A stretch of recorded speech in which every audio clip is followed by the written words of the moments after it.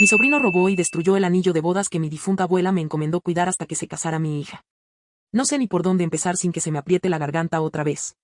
Se supone que el día de la boda de tu hija mayor es de esos días que una guarda como una foto perfecta en la cabeza. Uno quiere recordarlo con música, con risas, con esa sensación tonta y dulce de lo logramos. Yo estaba así. De verdad que sí. Mi hija Sofía, mi niña, mi orgullo, estaba a punto de casarse con Daniel, el hombre que la mira como si el mundo fuera más amable cuando ella está cerca. Yo los veía y me daba una paz rara, como si por fin pudiera soltar un peso que no sabía que llevaba. Me sentía, no sé, grande. Importante. No por ego, aunque seguro suena así, sino porque sentía que había hecho las cosas bien. Que mi familia, mi casa, mis esfuerzos, todo, habían servido para llegar a un momento bonito. Y entonces me acordé de mi abuela. Teresa, mi abuela, la que me crió a ratos cuando mi mamá trabajaba, murió hace unos 5 meses.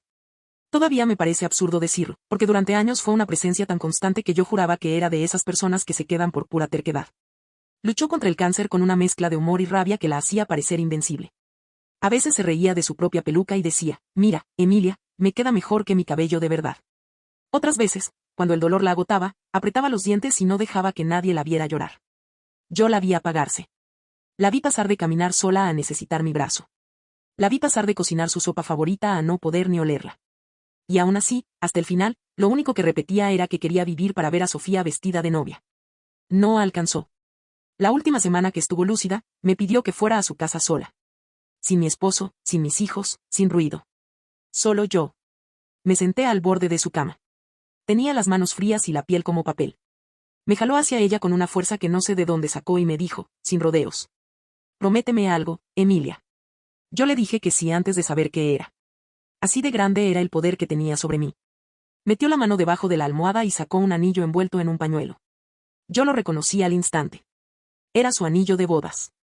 Oro viejo, con marcas de uso, con ese zafiro azul oscuro que siempre parecía tener luz propia. Ese anillo había vivido más que muchas personas. Lo usó casi toda su vida. Nunca se lo quitaba. Ni para lavar platos, ni para dormir, ni para nada.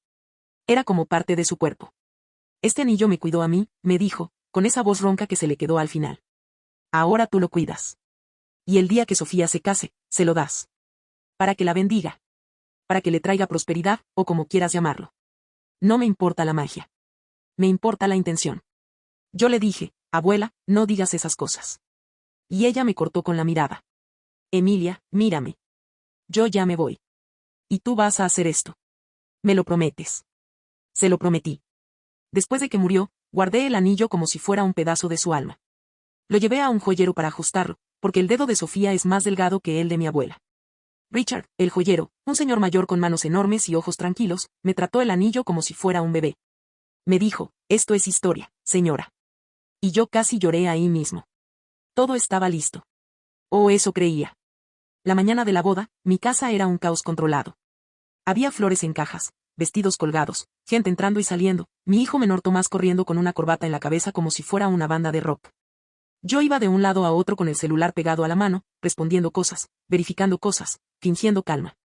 Y en medio de todo eso, apareció mi hermana. Carla, mi hermana, la que siempre siente que la vida le debe algo, llegó con su hijo Iván. Ellos habían viajado la semana anterior para quedarse en mi casa y ayudar con los preparativos. Eso dijeron. La realidad fue otra. Yo ya venía con una tensión acumulada por lo que pasó días antes, y creo que ahí empezó el principio del fin. Habíamos comprado una Play 5 para Tomás. Fue un regalo adelantado porque había sacado buenas notas y porque, sí, lo admito, me gusta darles cosas a mis hijos cuando puedo. Mi esposo Andrés trabaja mucho y le va bien, y yo también trabajo, y nos hemos matado por tener estabilidad. No voy a pedir perdón por eso. Iván vio la consola y se le iluminó la cara como si hubiera visto oro. Iván, mi sobrino, 17 años y una seguridad peligrosa, empezó con comentarios en broma. Uy, tía, qué bonita, ¿y cuando me compras una a mí?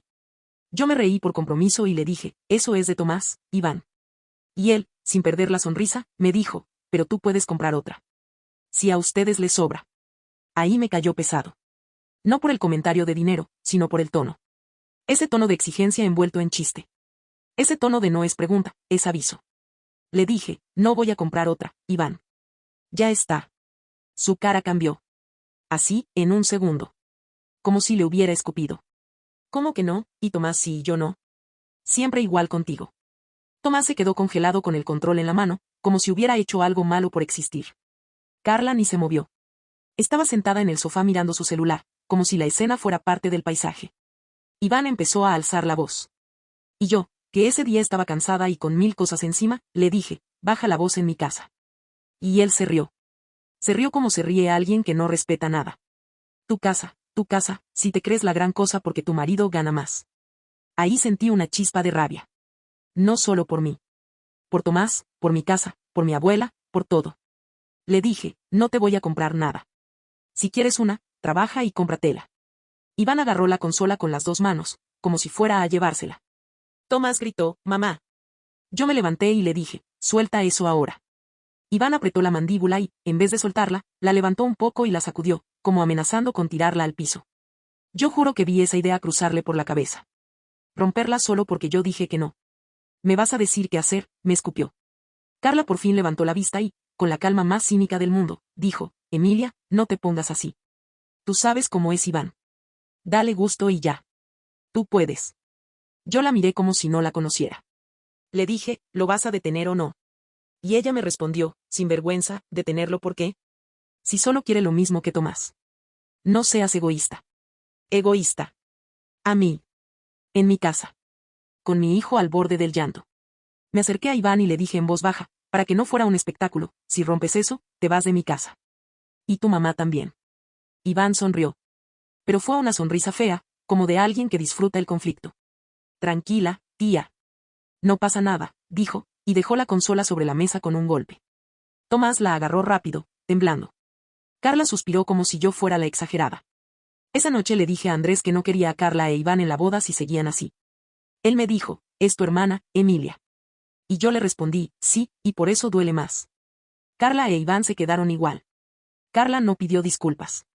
Iván tampoco. Solo siguieron actuando como si yo tuviera que aguantarlo todo. Y aún así, por la boda de Sofía, por mi mamá, por evitar drama, yo hice lo que siempre hago. Tragué saliva. Aguanté. Llegó el día. En el lugar de la ceremonia, todo se veía precioso. Las flores, la música suave, la luz entrando por las ventanas. Sofía estaba en un cuarto apartándose con sus amigas, nerviosa, riéndose, llorando a ratos. Yo entraba y salía, arreglándole un mechón aquí, limpiándole una lágrima allá. Le dije, tu abuela estaría gritando de emoción. Sofía me miró y me dijo, me duele que no esté. Yo le apreté la mano y le dije, está. A su manera. El anillo estaba conmigo, guardado en una cajita, como si fuera un tesoro. Lo saqué una vez para verlo. El zafiro brilló, azul profundo. Me temblaron las manos, pero de emoción. Pensé, abuela, lo estamos haciendo. Entonces Iván se me acercó. No sé cómo describirlo sin que parezca exageración, pero Iván siempre entra en los espacios como si fueran suyos. No pide permiso. No duda. Se mete. Me dijo, tía Emilia. Yo lo miré, ya con el estómago apretado. Tenía ese mismo aire de seguridad y de desprecio disfrazado de sonrisa. Le respondí, Iván, ¿qué necesitas? Él miró alrededor, como asegurándose de que nadie escuchara demasiado, y me dijo en voz baja. ¿Todo listo para que salga perfecto? Yo le dije, sí. Hoy es el día de Sofía. Compórtate. Se rió un poco. Claro. Si yo soy un santo, dijo, y luego, con una pausa, añadió, aunque ya sabes, a veces las cosas no salen como uno quiere. Se rompen. Se pierden. Pasa. Sentí frío en la espalda. Fue como si alguien me hubiera bajado un balde de agua helada. Le dije, ¿qué estás diciendo? Iván levantó las manos, fingiendo inocencia. Nada, tía. Solo digo que el mundo es impredecible. Pero bueno, tú siempre crees que lo controlas todo. Y se fue caminando, como si hubiera soltado un comentario cualquiera. Yo me quedé ahí, clavada. Quise ir detrás y agarrarlo del brazo y sacudirlo. Quise gritarle. Pero había gente, había música, había mi hija con su vestido blanco a unos metros. Me dije, no. No hoy. No le voy a dar el gusto. Respiré hondo. Me repetí que Iván solo era un adolescente insoportable con ganas de molestar. Me repetí que no iba a pasar nada. Error. La ceremonia empezó, la música cambió, todo el mundo se puso de pie, y yo vi a Sofía entrar del brazo de Andrés. Mi esposo lloraba con esa cara de hombre que no sabe qué hacer con sus emociones. Yo también lloré, pero de esa manera silenciosa en la que una se sostiene para no arruinar el maquillaje. Cuando llegó el momento de los anillos, se acercó Mara, una prima menor, una niña chiquita que aceptó llevarlos, con un cojín pequeño. Iba temblando. Sus ojos estaban brillosos, como si fuera a llorar. Pensé que era por la presión de caminar frente a todos. Pobre. El cojín tenía una tela blanca encima, como un velo miniatura. Todo se veía delicado. Todo se veía correcto. Daniel sonrió. Sofía estaba radiante, con las manos juntas, esperando. Yo miré el cojín con una emoción tonta, porque ahí, en ese momento, iba a aparecer el anillo de mi abuela. El símbolo. La promesa. Mara levantó la tela. Y el mundo se rompió. El anillo de Daniel estaba ahí, perfecto. Brillante. Normal. Y al lado, estaba el anillo de mi abuela. Pero no era un anillo. Era un cadáver. Estaba roto, como si lo hubieran cortado con alicates, como si lo hubieran apretado hasta abrirlo. Tenía golpes marcados, como martillazos, deformado, aplastado en partes. Y el zafiro no estaba. Yo sentí que me faltaba el aire. Sentí una presión en el pecho, como si alguien me estuviera hundiendo con ambas manos. Sofía lo vio y su cara cambió al instante. Esa sonrisa de novia se le desarmó. Sus ojos se llenaron de lágrimas de golpe. ¿Qué? Dijo ella, apenas. Daniel se quedó paralizado, mirando a Sofía, mirando el cojín, sin entender. La gente murmuró. Yo escuché un qué pasó, por aquí y un ay no por allá. Mi mamá, desde la primera fila, se llevó la mano a la boca. El oficiante se quedó con la boca abierta, literal, sin saber si seguir. Sofía empezó a llorar fuerte. No una lagrimita elegante. Llorar de dolor real, como si la hubieran golpeado. Y yo me quedé inmóvil un segundo, como si mi cuerpo no supiera qué hacer. Me acerqué, con las piernas flojas, y le hablé a Mara. Le hablé suave, porque vi su cara de pánico. Los niños sienten la culpa del mundo aunque no la tengan. Mara, le dije, bajándome un poco. Mi amor, ¿qué pasó? La niña tragó saliva, mirando a todos como si fueran gigantes enojados. Yo no fui, dijo, y se le quebró la voz. Yo no lo rompí, tía Emilia. Lo sé, le dije rápido. Tranquila. Dime qué pasó. Ella miró hacia un lado, como buscando a alguien. Y ahí entendí. Los niños no inventan ese miedo así nomás. Yo estaba en el cuarto, donde estaban los anillos, dijo, hablando atropellado. Yo iba a agarrarlos y Iván estaba ahí. Él estaba pegado a la mesa. Como haciendo algo. Yo le dije, ¿qué haces? Y él me dijo que me fuera, que era cosa de adultos. Y luego yo vi el anillo, y estaba feo. Estaba roto. Y yo me asusté y él me dijo que si yo decía algo, iba a ser culpa mía. Me dijo que yo era una llorona y que nadie me iba a creer. Y me obligó a traerlos así. Yo sentí que me temblaban las manos. Sentí una rabia tan fuerte que me mareó. Miré alrededor, buscando a Iván. Busqué su cara, su chaqueta, su postura. No estaba. No lo vi por ningún lado. Sofía estaba al borde de hiperventilar. Yo fui hacia ella y la abracé, apretándola contra mí. Mi amor, respira, le dije al oído. Respira conmigo. Sofía lloraba y decía, era de la abuela. Era de la abuela. Yo quería. Daniel le acariciaba el brazo, blanco de susto. En ese momento, Héctor, el padrino de Daniel, un hombre grande que siempre parece calmado, salió corriendo de entre la gente. Traía una mochila en la mano. Se acercó al frente como si supiera que tenía que hacer algo o todo se iba a caer. Yo traje el anillo con el que Daniel le pidió matrimonio, dijo, sin aliento. Lo tenía guardado como recuerdo, pero mejor que se casen con esto. No dejen que esto les arruine el día.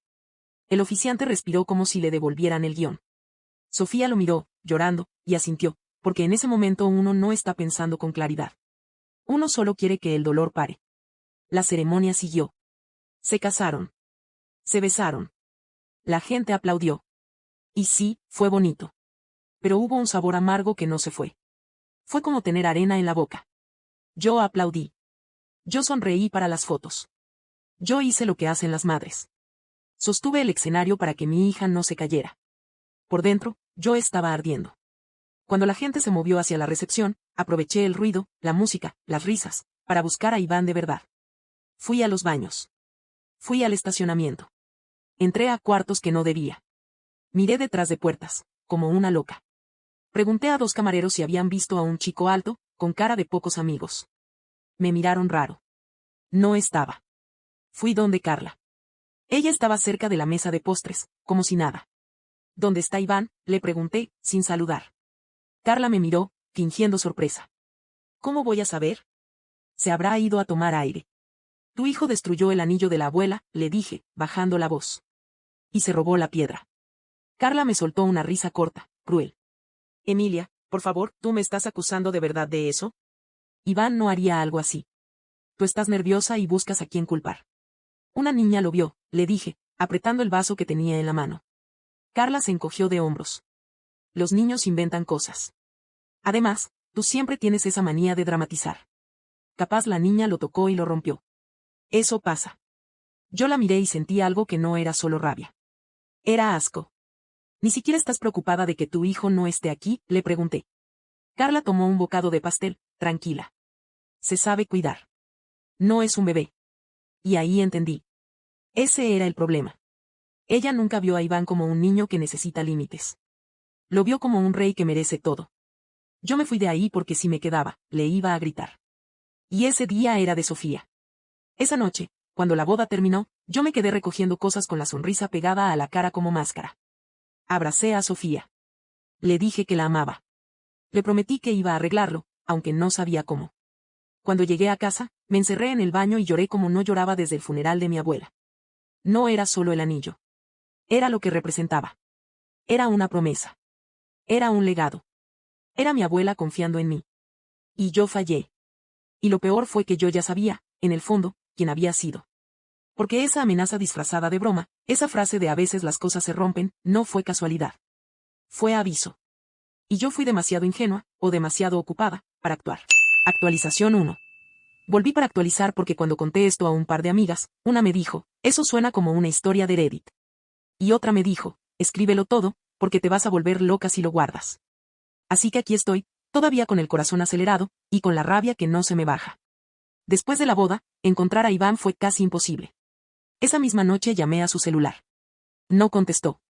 Le escribí, ¿dónde estás? Nada. Carla llamó 2 veces con el altavoz puesto, como para demostrarme que sí lo estaba intentando. Pero su tono era tan flojo que daba vergüenza. Hijito, contesta, ¿dónde estás?, decía, como si estuviera pidiendo una pizza. Yo le dije, Carla, esto es serio. Tu hijo se robó una piedra y destruyó una joya familiar. Eso es delito. Ella me contestó, Emilia, deja de exagerar. Mañana aparece. Al día siguiente, apareció el problema en serio. Yo hice el reporte. Fui a la comisaría con una mezcla de vergüenza y furia. Vergüenza porque una parte de mí sentía que me iban a mirar como una señora dramática llorando por un anillo. Furia porque ese anillo no era un anillo. Era el anillo de mi abuela. Era algo que no se compra. Me atendió un agente que parecía cansado de la vida. Me preguntó cuánto valía. Yo le dije que no tenía una cifra exacta, pero que era oro, que tenía un zafiro, que era antiguo y que el daño era irreparable. ¿Tiene fotos?, me preguntó. Yo le mostré una foto donde mi abuela lo llevaba, y otra del anillo antes de ajustarlo. También llevé el anillo destrozado en una bolsita, como evidencia. Cuando dije mi sobrino, el agente levantó las cejas. ¿Tiene pruebas?, me preguntó. Yo le dije lo de la niña. Lo del cuarto. Lo de la amenaza. El agente hizo una mueca. Un testimonio de una menor ayuda, pero no es suficiente para acusar formalmente sin más. Además, si el chico no aparece, no podemos interrogarlo. ¿Su madre reportó desaparición? Yo me quedé helada. ¿Cómo que desaparición?, le dije. Se fue de una boda, se llevó algo robado y desapareció. El agente me explicó, con paciencia, que una cosa es se fue y otra es que la familia quiera reportarlo como desaparecido. Que sin el aviso de la madre, el proceso de búsqueda se complica. Que podían levantar una denuncia por robo y daño, sí, pero el avance era lento. Yo salí de ahí con el estómago revuelto. Fui al lugar de la boda a pedir cámaras. Me atendió una administradora que estaba más preocupada por la reputación del lugar que por el delito. Me mostró la realidad, el cuarto donde se guardaron los anillos no tenía cámara. La cámara más cercana estaba en el pasillo, unos metros más allá. En el video se veía gente entrando y saliendo. Camareros buscando bandejas para la champaña. Damas de honor arreglándose. La niña de las flores y Mara pasando nerviosas. Incluso se veía a Iván entrar una vez, sí, pero el ángulo no mostraba qué hacía adentro. Solo que entró y salió. La administradora me dijo, no podemos afirmar nada. Yo apreté los dientes. Quise decirle, claro que sí. Se ve todo menos el crimen. Pero me contuve. La policía me dijo lo mismo.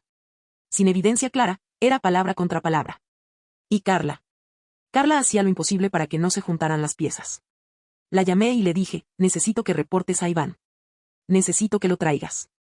Necesito que lo hagas responsable. Carla me contestó, con una calma que todavía me da ganas de romper algo. ¿Reportarlo por qué? Iván está bien. Si no te responde es porque está molesto contigo.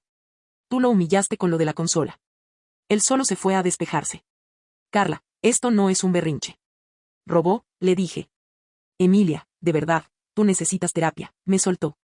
Eso de creer que todo gira alrededor tuyo, la boda, el anillo, la abuela, ya supéralo.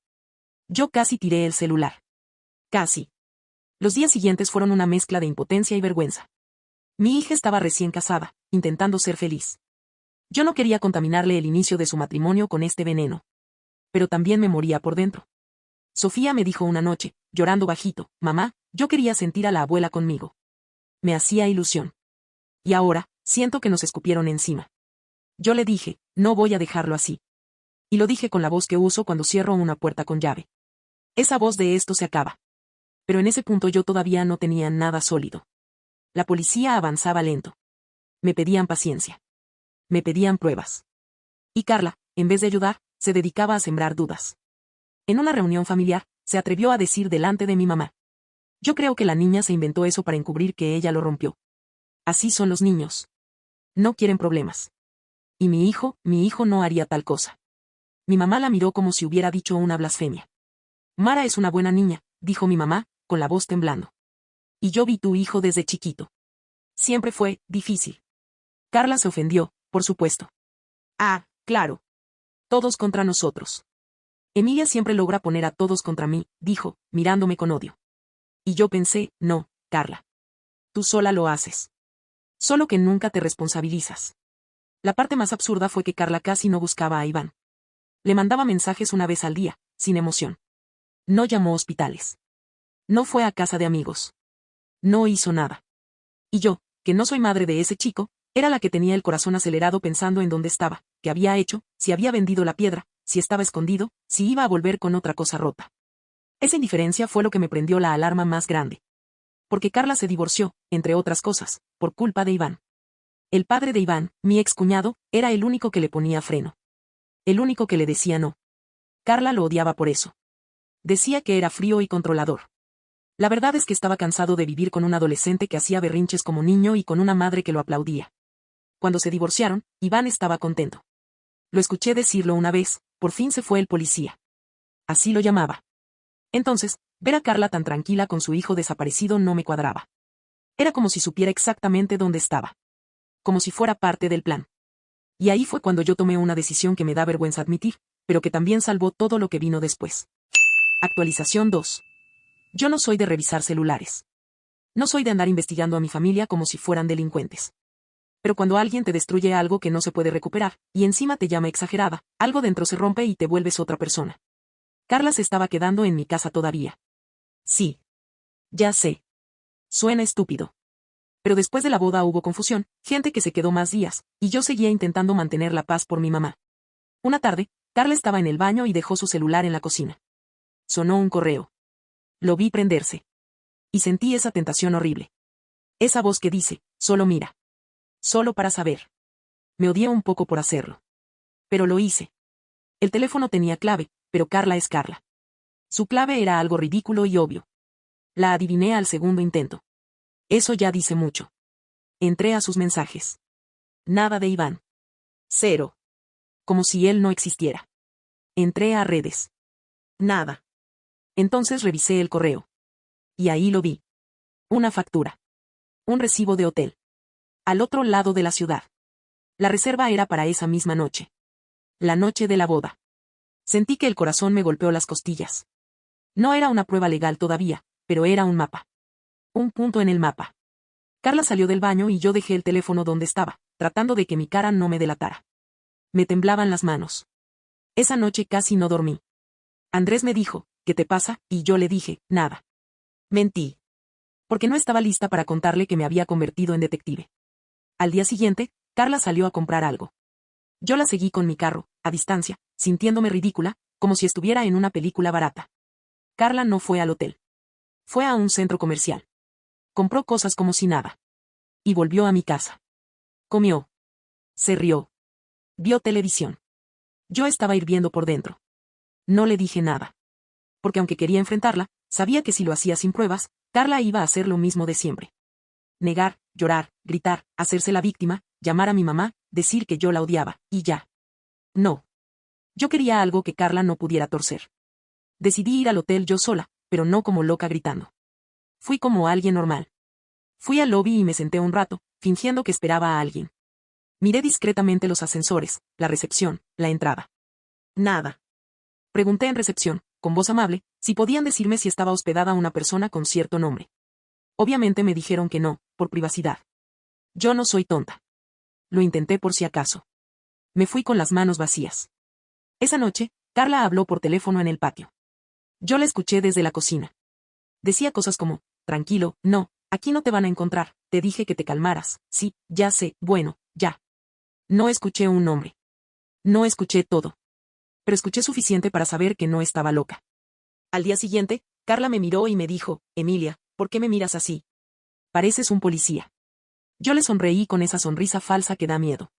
Cosas mías, le dije. Y dentro de mí pensé, te voy a caer con pruebas. Te lo juro. Actualización 3. La vida tiene un sentido del humor cruel, pero a veces también te tira una cuerda cuando estás al borde. Richard, el joyero, me llamó un día en la tarde. Yo estaba en la sala, mirando el anillo destrozado otra vez, como si mirarlo pudiera cambiar algo.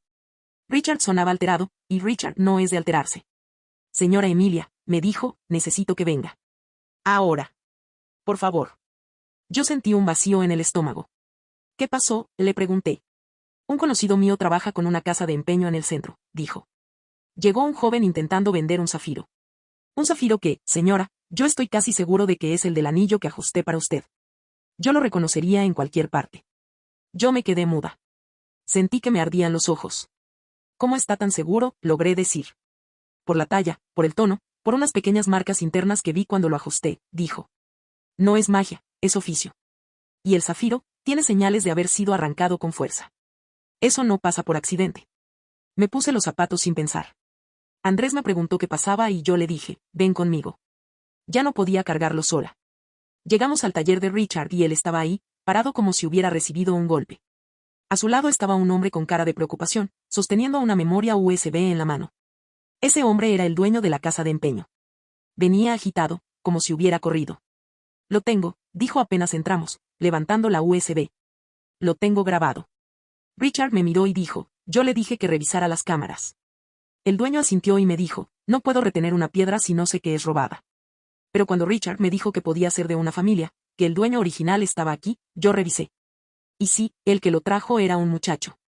No más de 17. Yo sentí que la sangre me subía a la cabeza. ¿Tiene el video?, pregunté. El hombre metió la USB en una computadora. Richard puso el video en pantalla grande. Y ahí estaba. Iván. Su cara, su postura, esa manera de mirar alrededor como si el mundo fuera tonto. Se veía claramente entrando a la casa de empeño, sacando la piedra en una bolsita, poniéndola sobre el mostrador. Se veía su boca moviéndose, discutiendo. Se veía cómo se enojaba, cómo gesticulaba, cómo parecía exigir más dinero. El dueño de la casa de empeño me explicó, yo no le di mucho. La piedra era buena, sí, pero venía maltratada, con marcas. Eso baja el precio. Además, una piedra sola vale menos que un anillo completo con su diseño y su historia. Pero él no entendía. Se puso furioso. Gritó. Dijo que lo estaba robando. Yo casi lo saco. Richard apretó la mandíbula y murmuró, qué descaro. Yo estaba temblando, pero ya no de dolor. De rabia pura. Rabia que te da energía. ¿Podemos ir a la policía con esto?, pregunté. Richard asintió. Esto es prueba. Fuimos. Y por primera vez, la cara de la gente cambió. Cuando vio el video, ya no era palabra contra palabra. Era un menor vendiendo un zafiro que coincidía con una denuncia, y un dueño de casa de empeño dispuesto a testificar. Ahí sí se movieron. Me asignaron a un investigador que me habló directo, con esto podemos pedir orden para ubicarlo, interrogarlo, y si se confirma, detenerlo. Pero necesito datos, ¿dónde cree que está? Y yo, con la voz seca, dije, hotel. Tengo un recibo. No conté cómo lo conseguí. No era el momento de confesar mis pecados. El investigador me miró un segundo y dijo, bien. Vamos a intentarlo. Fueron 2 agentes conmigo y con Andrés al hotel. Yo iba en el carro de atrás, con las manos apretadas en el regazo, imaginando 1000 escenarios. En recepción, el investigador mostró credenciales, habló bajo con el recepcionista. Yo veía todo como si fuera una escena ajena. Nos confirmaron que había un huésped con el nombre de Iván. La reserva estaba a nombre de Carla, pero él estaba registrado. Eso me dio una sensación rara. Como si Carla lo hubiera acomodado ahí con total tranquilidad. Subimos. Cuando llegamos a la puerta, el investigador golpeó fuerte. Policía. Silencio. Volvió a golpear. Abra la puerta. Escuché movimiento adentro. Un golpe. Un susurro. Y de pronto, la puerta se abrió un poco, y Iván apareció con la cara torcida de fastidio. ¿Qué? Dijo, como si lo hubieran despertado de una siesta merecida. El investigador le dijo, Iván, necesitamos hacerle unas preguntas sobre un robo. Iván se rió. ¿Robo? ¿De qué hablan? ¿Qué es esto? Miró hacia mí y su expresión cambió. Se le endureció la mirada. Ah. ¿Tú, en serio trajiste a la policía, tía? Yo di un paso adelante. Sentí la tentación de pegarle. Lo admito. Me ardían las manos. ¿Dónde está el zafiro?, le pregunté. Iván abrió más la puerta, como para mostrar que no tenía miedo. Estás loca, dijo. Yo no hice nada. Fue esa niña. La mocosa esa. Seguro lo agarró y lo rompió y ahora te quiere culpar porque tú la miras con cara de bruja. El investigador le dijo, necesitamos que nos acompañe. Iván se puso agresivo. No voy a dar detalles morbosos, pero sí voy a decir esto, dio pelea. Empujó. Gritó. Llamó a su mamá a gritos, como si fuera un derecho sagrado. Mamá, mamá, me quieren llevar. Y mientras los agentes intentaban sujetarlo, Iván me miró con una sonrisa torcida y me dijo. Esto te va a salir caro. Te lo juro. Esa frase me heló. Y al mismo tiempo me confirmó algo. Ese chico no tenía remordimiento. Tenía orgullo. Lo esposaron. Lo bajaron. Yo iba detrás, sintiendo que caminaba en arena. En la comisaría, Iván se sentó con los brazos cruzados, tratando de verse relajado, como si fuera un juego. El investigador me pidió que esperara afuera un rato. Yo escuchaba voces apagadas, puertas, pasos. Andrés me agarró la mano y me dijo, estoy contigo. Después me dejaron entrar para una parte, porque necesitaban mi declaración formal otra vez. Iván, frente a mí, dijo. Yo no rompí nada. Emilia siempre me odió porque me tiene envidia. Porque ella cree que su familia es perfecta y yo la arruino. Yo me reí. Me salió una risa fea. ¿Envidia de qué, Iván? De que te comportes como un niño con cuerpo de hombre, le dije. El investigador me miró como diciendo cálmese, pero yo ya estaba más allá. Iván siguió, con la cara seria. Esa niña rompió el anillo. Seguro lo tiró o algo. Y luego se inventó que fui yo. Porque los niños hacen eso. El investigador sacó la USB. Entonces explíqueme esto, dijo. Puso el video. En el segundo en que Iván vio su propia cara vendiendo el zafiro, se le fue el color. Literal. Se puso pálido. Se le tensó la mandíbula. Eso no es lo que parece, balbuceó. El investigador le preguntó, ¿qué es lo que parece entonces? Iván tragó saliva y miró al suelo. Yo lo miré, y sentí algo raro. No lástima. No. Sentí alivio. Porque por fin, no podía escaparse con palabras. Ahí lo dejaron detenido, al menos mientras avanzaba el proceso. Y cuando Carla se enteró, explotó. Ella llegó gritando a la comisaría como si fueran a arrestar a un santo. Mi hijo no hizo nada, gritaba. Ustedes lo están persiguiendo porque mi hermana es una resentida. Cuando vio el video, también se quedó muda un segundo. Pero Carla no sabe rendirse. Carla se reinventa. Él solo estaba vendiendo una piedra que encontró, dijo, desesperada. Eso no prueba nada. El investigador la miró con una paciencia fría y dijo, señora, su hijo está siendo acusado de daño a propiedad privada y robo. Esto avanza a fiscalía. Carla se giró hacia mí y me lanzó una mirada de odio puro. Te juro que me las vas a pagar, Emilia, me dijo. Yo la miré y le contesté, por primera vez sin filtro. Tu hijo se lo buscó. Y tú también. Actualización final. Ha pasado tiempo desde mi última actualización, y siento que me envejecieron años en semanas. Pero ya puedo contar el final, al menos el final legal, porque lo emocional, eso todavía lo estoy procesando. Iván quedó formalmente acusado por el daño y por el robo. La parte graciosa, si es que puede llamarse así, es que Carla no tenía dinero para fianza. Y el dinero que Iván sacó por vender el zafiro, se lo gastó. ¿En qué? En una Play 5. Sí. Así de estúpido. Así de básico. Así de cruel. Cuando me enteré, sentí ganas de reír y llorar al mismo tiempo. Destruyó un anillo de décadas, arrancó una piedra, aterrorizó a una niña, arruinó el símbolo de la boda de mi hija, para comprarse un capricho. Carla, en un acto histórico de seguir cavando el hoyo, completó lo que faltaba del dinero para la consola. Y además le pagó el hotel. con su propio bolsillo. Aún sabiendo que eso la dejaba sin nada. Como si la prioridad fuera mi hijito merece su premio. Cuando el fiscal tomó el caso, me llamaron para ampliar declaración. Me preguntaron por el historial de Iván. Si había amenazas. Si había episodios previos. Y yo conté todo. Lo de la consola, lo de la frase en la boda, lo de su actitud. También declararon Mara y su mamá. Eso fue duro. Porque a mí me dolía por el anillo, pero esa niña quedó con un miedo real. La mamá me dijo llorando, ella no quería venir a declarar. Me dijo que Iván le iba a hacer daño. Mara no quiso mirar a Iván en audiencia. Se escondía detrás de su mamá. Y Iván, en vez de agachar la cabeza, la miraba con ese gesto de mira lo que me hiciste. Como si la víctima fuera él. Ese detalle me terminó de convencer de que esto no era un error de adolescente. Era maldad. Richard también declaró, explicando el trabajo que había hecho con el anillo y cómo reconoció el zafiro. El dueño de la casa de empeño declaró que Iván se puso agresivo cuando le ofrecieron menos dinero, que exigía más, que estaba desesperado. Eso ayudó a mostrar intención y conciencia, no aún me encontré una piedra. En el proceso, el abogado de Iván intentó jugar la carta de menor de edad y inmadurez. Y sí, Iván todavía era menor por poco, pero el juez tomó en cuenta que estaba a nada de cumplir la mayoría de edad y que el acto no fue accidental ni impulsivo de 5 segundos. Fue planeado. Fue dirigido.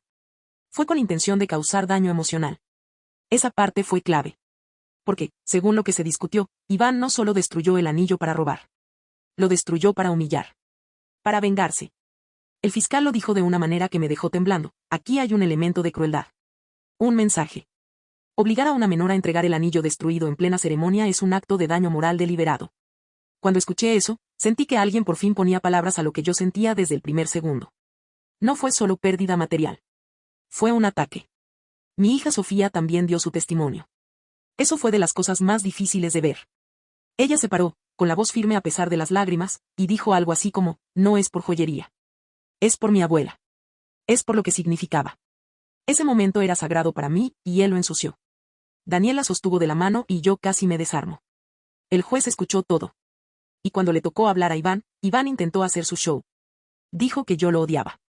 Que yo era controladora. Que yo siempre lo traté mal. Que él solo estaba molesto por la consola, y que se le fue la mano. Que no pensó en lo que hacía. Y ahí el juez lo miró y le dijo algo que nunca voy a olvidar. Usted no parece arrepentido. Parece molesto de haber sido descubierto. Iván se quedó mudo. La sentencia no fue cárcel, pero sí fue dura. Tuvo que pagar la totalidad del valor del anillo, incluyendo el valor de la piedra y del trabajo de joyería, además de una compensación económica por daños y perjuicios por el impacto emocional. También le impusieron condiciones, como supervisión, cumplimiento de un plan de pago y otras medidas que, sinceramente, le cayeron como balde de agua fría porque por primera vez alguien le decía no con fuerza. Carla casi se desmaya cuando escuchó la cifra. Porque no tenía cómo. Y ahí vino la parte que todavía me da coraje, pero que también me dio un cierre raro. El papá de Iván, cuando se enteró, no se ofreció a pagar. Y yo lo entiendo, aunque suene frío. Él solo siguió enviando la pensión de los meses que faltaban y se lavó las manos del resto. No quiso cargar con el desastre que Carla e Iván construyeron juntos. Fue como decir, yo ya no estoy en esa casa. Así que Carla se quedó con la cuenta. Ese mismo día, cuando salimos de la audiencia, Carla estalló conmigo. Me gritó en el estacionamiento del juzgado, sin importar quién escuchara. Lo hiciste por envidia, Emilia, porque tú quieres verme abajo, tú siempre fuiste la favorita, siempre tuviste todo, y ahora le arruinaste la vida a mi hijo. Yo la miré y sentí una calma peligrosa. Esa calma que llega cuando se te muere la paciencia para siempre. Carla, le dije, tu hijo arruinó su vida el día que decidió que no, valía menos que su capricho. Y tú lo empujaste ahí toda su vida. Carla me llamó de todo. De todo. Y ahí tomé otra decisión que debí tomar mucho antes. La eché de mi casa. Así. Sin discusión larga. Sin llanto bonito. Le dije, recoge tus cosas. Te vas. Carla gritó, no tienes corazón. Y yo le respondí, lo que no tengo es ganas de seguir siendo tu alfombra. Se fue llorando y maldiciendo. Mi mamá me llamó después, preocupada, y yo le dije, mamá, ya estuvo. Y mi mamá, con voz cansada, me dijo, hiciste lo que yo nunca pude. Carla tuvo que conseguir un segundo trabajo. Y en un giro que todavía me parece un milagro, obligó a Iván a trabajar también. Sí, el niño rey tuvo que trabajar. Porque el plan de pago no se iba a cumplir con aire. Iván consiguió un empleo básico, de esos que te enseñan humildad rápido si no eres un monstruo. No sé si aprendió humildad, pero sí sé que aprendió cansancio. Los pagos han ido llegando, mes a mes. No es rápido. No es bonito. No cura. Pero es justicia en forma de recordatorio constante. En cuanto al anillo, no se pudo reparar. Richard intentó. Me explicó con paciencia que cuando una pieza así se deforma y se golpea así, pierde integridad. El zafiro volvió a mis manos como evidencia, luego lo recuperamos legalmente, pero ya no era lo mismo. Ya no era el anillo de la abuela. Era una piedra suelta y un metal destrozado. Sofía, con una madurez que yo todavía no sé de dónde sacó, me dijo, mamá, no quiero que eso nos persiga. Hagamos algo con lo que queda. Algo nuestro. Entonces Richard tomó lo que se pudo del oro y diseñó un pequeño dije, algo sencillo, donde el zafiro quedó montado. Sofía lo usa en una cadena fina. No es un anillo. No es lo que mi abuela imaginó. Pero es algo. Es un pedazo de ella cerca del corazón de mi hija. La primera vez que Sofía se lo puso, lloró y sonrió a la vez. Me dijo, siento que la abuela me acompaña de otra forma. Yo también lloré.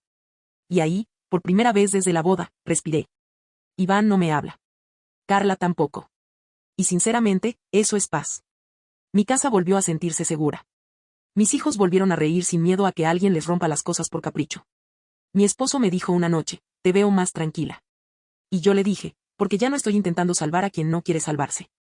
No voy a mentir, todavía me despierto algunas noches con esa imagen del cojín y el anillo destrozado.